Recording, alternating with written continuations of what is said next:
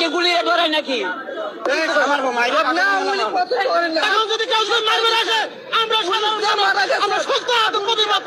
কোন আওয়ামী লীগের 17 বছর কোন নেতা কর্মী কোন রিক্সা গায়ে হাত দিত?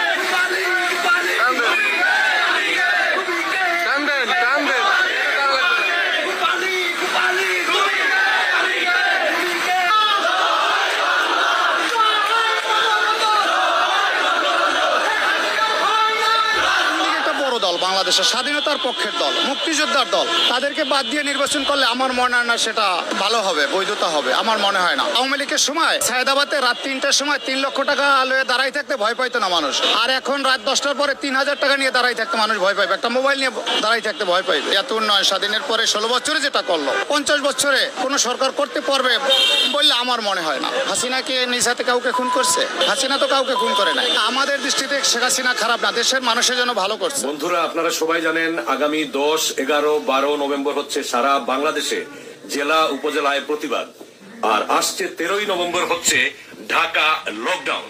বঙ্গ শত্রু ইউনূসের, দখলদার ইউনূসের হাত থেকে বাংলাদেশ রক্ষার্থে এটা হচ্ছে আমাদের প্রথম ধাপ, ঢাকা লকডাউন 13ই নভেম্বর।